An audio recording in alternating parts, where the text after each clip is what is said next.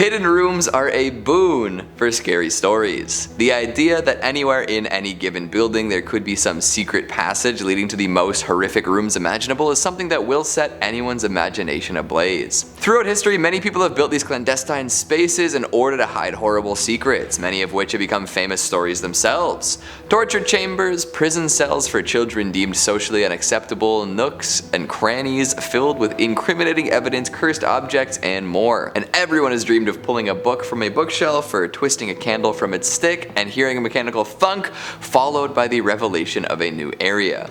So much so that this has become somewhat of a trope in storytelling. Instead of focusing on real, historical hidden rooms, let's lean into that fictional aspect. It's time for the top 5 scary hidden rooms in people's homes. Coming in at number 5, we've got the Cellar from The Cabin in the Woods. The hidden room to end all hidden rooms, this one holds a lot of dangerous secrets that have no business in the light of day. In fact, the initial secret room hidden beneath the floorboards of the cabin is only the beginning. It leads to more rooms, cells, and monsters. Fascinating, right? The Cabin in the Woods is a masterwork in trope usage, filling the screen with beasts, killers, and ghosts, paying homage to horror's rich cinematic history. The protagonists are all slotted into archetypal roles, only to break the mold in interesting ways, and the way they act is influenced by the space they inhabit. So the discovery of a hidden room shouldn't come as too much of a surprise, considering the circumstances. After a wild night of being involuntarily drugged without their knowledge, the pals discover a passage into the cellar, and in classic horror movie fashion, descend into the depths to see what's up. Beneath the cabin is a veritable treasure trove of cursed objects, although the unfortunate victims would have no way to know that they carried dark energy. Well, no way plot-wise anyway. Most would be able to tell these items were a no-go just by looking at them. An age-weathered wedding dress, veil and all. A puzzle sphere worthy of an alternate universe Cenobite. An ancient amulet likely to call upon a beast with a terrible curse. A conch shell, guaranteed to bring about the oft-referenced merman. And of course, the Bruckner girl's diary, filled with incantations that will wake the dead. If I discovered such a room beneath the place I rented, I'd make sure to vacate ASAP. I'm leaving a bad review on Airbnb too. What's worse, your host spying on you and charging you extra for cleanup fees, or them leaving you at the mercy of any number of paranormal entities hidden in their musty cellar? It's hard to give a definitive answer to that question. The general array of dangerous items and the implication that there are many more we didn't get to see makes this hidden room one of the scariest out there. You gotta wonder how many people didn't even make it out after selecting their object. Coming in at number 4, we've got the Dream Door from Channel Zero. If you haven't already, do yourself a favor and watch the entirety of this tragically cancelled television program. Channel Zero is the best thing to happen to horror TV in a long time and was cut short unfortunately early. Rest in peace, sweet baby angel. Thankfully, the showrunner, Nick Antosca, has gone on to make a feature flick that will be releasing soon after many pandemic delays, so keep an eye out for Antlers.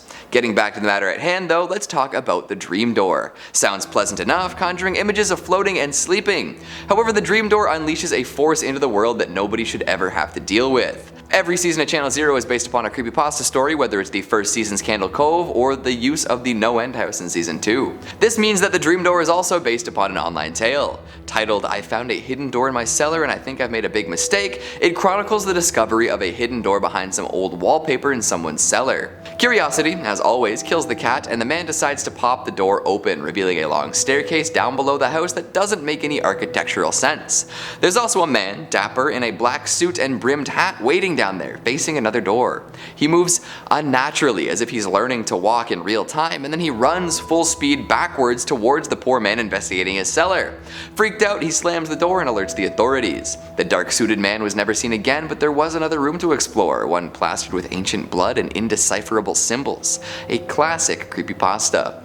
This, of course, was adapted to make for an entire season of television. The idea of a secret door being discovered and a released eldritch being stayed the same, but they were both brought out and given additional consequences. The cellar presence in question became a constantly smiling ventriloquist with a penchant for bloodshed, one dreamed up by one of the protagonists when she was just a little girl. The opening of the secret door unleashed this killer into the world, obsessed with keeping his creators safe, but dredging up horrible secrets in the meantime. This confirms that anyone finding a hidden door somewhere unexpected should just... At number 3, we've got Between the Walls and Housebound. Would you rather live in a haunted house or a house with an unknown squatter in it? On most days of the week, I'd opt for the ghost. Phantoms are one thing, they can only do so much, but a full-grown man, living the hermit lifestyle inside of my walls, unbathed, unsocialized, stealing my food and relieving himself? Unacceptable. That's exactly what happened in Housebound, and it laid bare some of my basest fears. For a little while, it appears that the building our protagonist is confined to house arrest inside of is haunted by, a ghost. Odd noises in empty rooms, objects being moved around, unexplained presences spooking folks, the works. The home's history as a halfway house known for gruesome murder adds to this theory. However, it ends up being a long-forgotten squatter that's causing all the ruckus. A man who was once a boy at the halfway house was abused and decided to hide away before he was either killed or brought back to his abuser. He crawled into the walls and survived by sneaking about and stealing supplies. All these years later, he does the same thing. In this little hidey hole, there are a variety of items meant for entertainment and of course the required place to put, well, waste. For a squatter, it's paradise. For a homeowner, it is a horrifying reminder that someone has been living right under your nose for who knows how long. Coming in at number 2, we've got The Basement from The People Under the Stairs. The scariest stories are often the ones based in reality, which makes this one extra disturbing. A Wes Craven classic, of course there are going to be some gory and upsetting moments throughout the movie, but the premise itself is absolutely gut-wrenching. Apparently this movie was based upon a real news story Craven had seen, where 2 burglars broke into a house looking for valuables and came across a secret compartment imprisoning 2 children. Embodying the gentlemen thieves of lore, they decided to suck it up and go to the authorities who freed the children. Imagine that, breaking into someone's house and then finding a crime much more heinous than your own, and then turning yourself in to report that crime. Legendary. Protection of property should also come after the protection of people anyways, right? But I digress. In the movie, a similar scenario plays out, albeit much more dramatically. The burglars in this case are all killed outright, save for the youngest of the bunch. He discovers a secret basement full of deformed cannibalistic children, all held captive by the incestuous duo of mommy and daddy.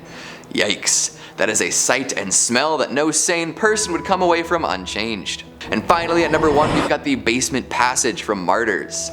You know I had to save the most brutal for last. Everything about this secret room is horrific, from the method of discovery to the experiments lying within. Seeking revenge against the family that was responsible for their imprisonment and abuse as children, Anna and Lucy find out where the Belfonds live. Lucy takes matters into her own hands and kills the entire family, afterwards making the realization that she would always be attacked by the demon she dreamed up. Seeing nothing but a dead end, Lucy ends her own life, leaving Anna behind. Anna doesn't know what to do, but soon discovers a secret passage containing a tortured and brutalized woman, confirming her suspicions that the Belfonds had something to do with their troubled past. It doesn't end there though, as it's revealed that this basement torture chamber was developed by a group who attempts to learn more about the afterlife through transcendental insight caused by suffering. I'm sure you can see where this is going.